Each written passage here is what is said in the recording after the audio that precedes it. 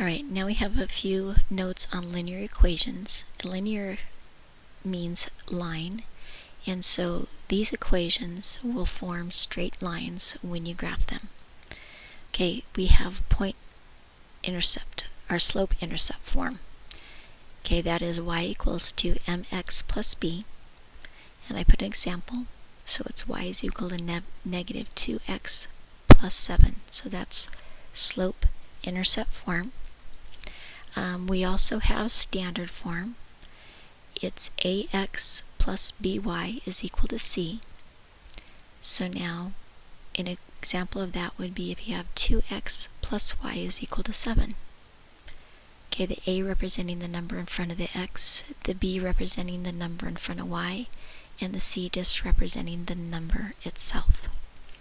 We also have point slope form. So it's y minus y1 is equal to m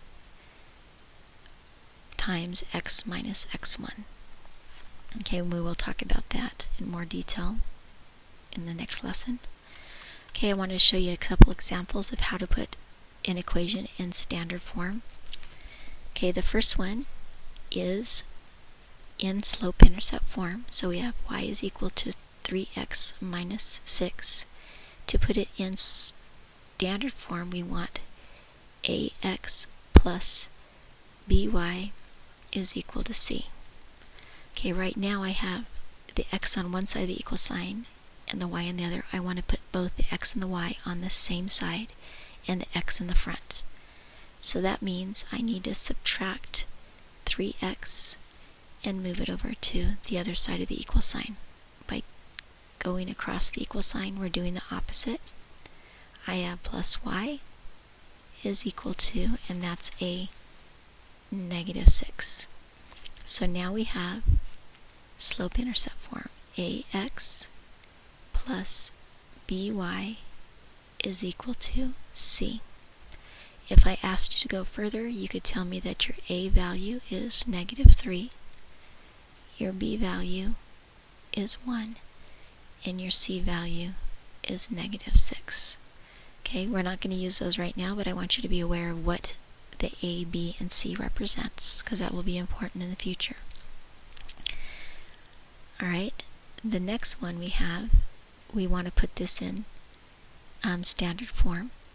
And where it says using integers, that means no fractions. Okay, so that's a simple way of just saying don't use fractions.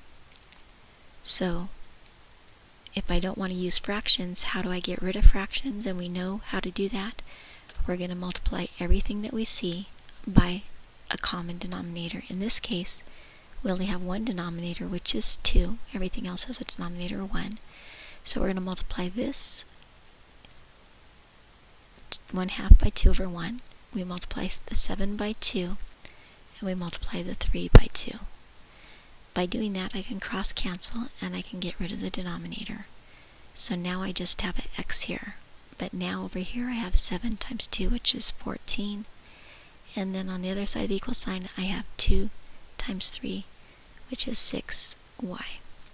Okay, to put it in standard form, now we are going to move the x across the equal sign to the other side by subtracting x. So I have negative x plus 6y is equal to 14.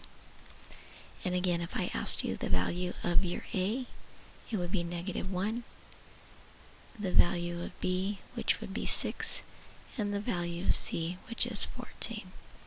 Okay, so that is just a little bit of notes on linear equations.